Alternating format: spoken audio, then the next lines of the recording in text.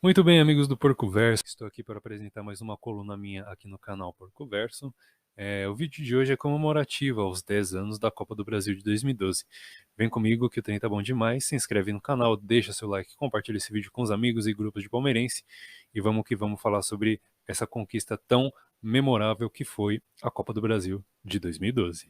Bom, há 10 anos, né, especificamente falando no ano de 2012, o palmeirense vivia tempos difíceis, né? Tivemos a primeira fila, que foi do final da década de 70 até 1993, sem título algum, e tivemos o que a gente conhece como a segunda fila, que foi ali o período de 2000 a 2014. O período da segunda fila ainda tivemos o Paulista em 2008 e essa Copa do Brasil de 2012, mas também foi um período marcado por dois rebaixamentos. Além de alguns outros anos bons, né? Porque classificamos para a Libertadores em 2005 e 2006, lutamos por títulos como o Brasileiro de 2009, mas tivemos alguns anos completamente irrelevantes, como o ano de 2010 e 2011, que apesar de terem sido anos em que contamos com o retorno de Valdívia, Felipão, Kleber Gladiador, foram anos em que o Palmeiras não brigava por absolutamente nada, e no Brasileiro ficava no meio de tabela, não classificava para Libertadores, não disputava a Copa do Brasil, não era um candidato forte ao título estadual. Então eram anos em que a gente só via o tempo passar mesmo, realmente, né? E aí chegou o ano de 2012, o Kleber Gladiador sai e parecia ser mais um ano igual aos anos anteriores.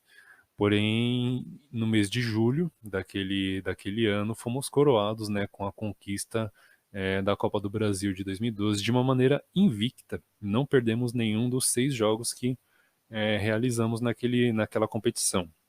Primeiro enfrentamos o Coruripe do Alagoas, depois enfrentamos o Horizonte do Ceará, depois encaramos o Paraná Clube, Atlético Paranaense, Grêmio na semifinal e por fim o Coritiba na finalíssima. Né? O primeiro jogo aqui na Arena Barueri foi 2-0 e lá no Couto Pereira empate em 1-1. Né? O primeiro gol é do Coritiba, assusta bastante a gente ali por volta dos 15 minutos do segundo tempo, mas logo aos 20 minutos daquele segundo tempo, o Marcos Assunção cobra a falta para o São Betinho desviar de cabeça, né, e empatar o jogo e deixar a gente em condições de disputa, né?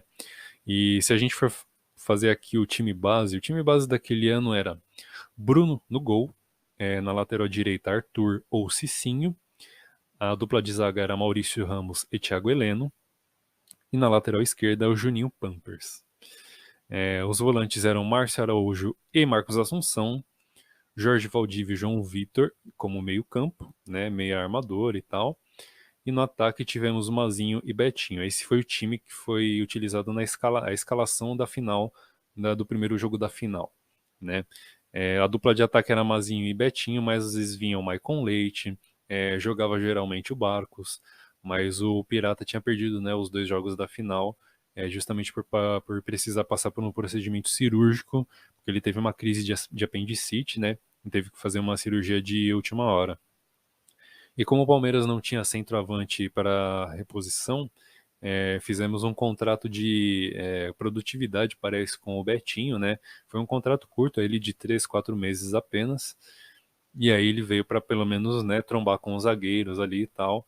E acabou que ele desviou, né, o chute do Marcos Assunção ali que acaba indo pro gol. Talvez o goleiro Vanderlei pegasse, né? Mas por causa do desvio a bola acabou subindo um pouco mais, né? Foi um desvio muito sutil, mas o suficiente para tirar do goleiro. Então talvez sem o desvio não tivesse, né? Não tivesse o gol ali do Palmeiras. E aí enfrentamos um Coritiba muito forte, né? Por exemplo, nos anos de 2010 e 2011, o Coritiba foi um time que bateu até recorde de invencibilidade. Então era um time muito forte dentro de casa.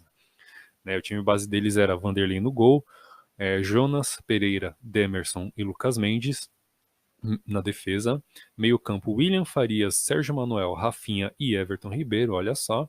E a dupla de ataque era Roberto e Everton Costa. O Everton Costa era aquele que teve um problema no coração e tal. E aí tinha ainda jogadores como o Ayrton, lateral direito, que depois foi jogando no Palmeiras. O Meia Lincoln, que tinha jogado no Palmeiras também. E Anderson Aquino, por exemplo, né? Aqui tô pegando aqui especificamente o plantel, uma súmula da final da Copa do Brasil, né? Então essas foram até as substituições do Coritiba, né? Enfim, o time do Palmeiras era isso daí. Tinha também, às vezes, o Daniel Carvalho, né, e tal. Tinha falado, às vezes o Henrique jogava de volante, às vezes o próprio Henrique cobrava pênalti e tal. Mas o time base do Palmeiras era esse daí que eu mencionei.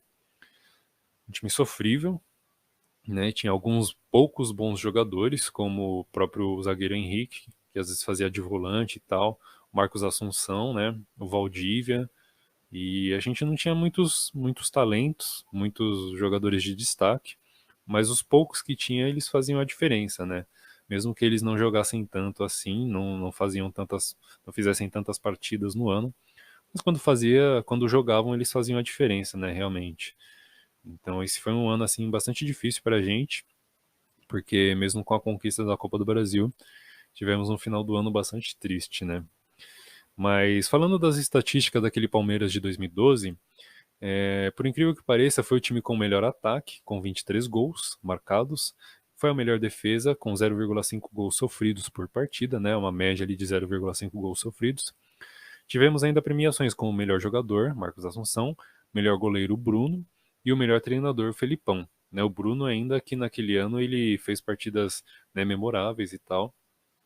Até no primeiro jogo da final, contra o Coritiba, em que ganhamos de 2-0, ele, quando o jogo ainda estava 0-0, ele faz uma defesa ali que era basicamente o atacante do Coritiba e ele, né? O Bruno sai correndo ali, avança até quase que a entrada da grande área, né? E acaba tirando ali, acaba defendendo o ataque do Coritiba, que era cara a cara, né? Era um gol na certa. E o Bruno faz uma defesaça realmente importante, né? Que com certeza ajudou o time a ter bastante moral, bastante fôlego ali. Porque se a gente tomar aquele gol, acho que a gente não ia ter condições, não ia ter psicológico para poder reverter aquele placar, não.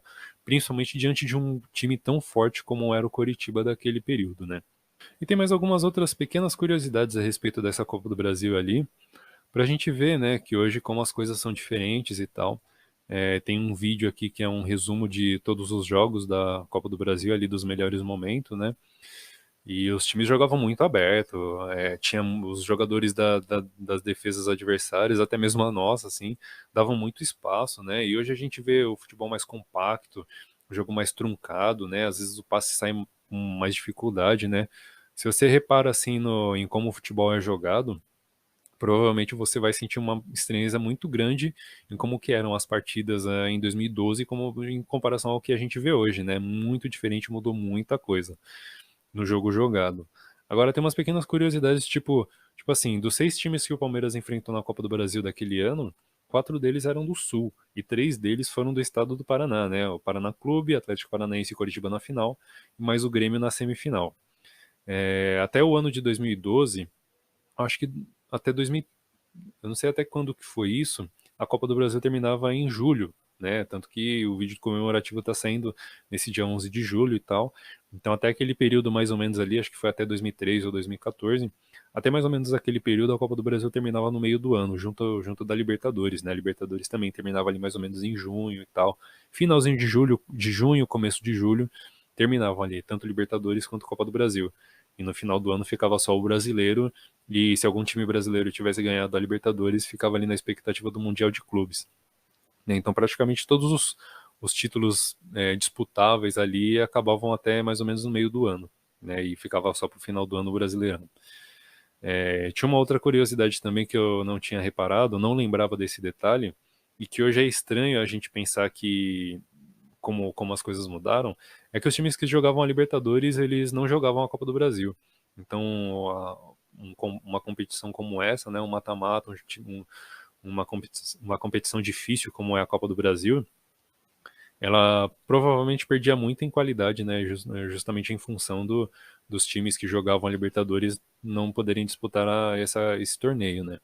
Então aí acho que a partir de 2013 é que foi aderido, né? Os times que jogavam a Libertadores teriam o direito de jogar a Copa do Brasil.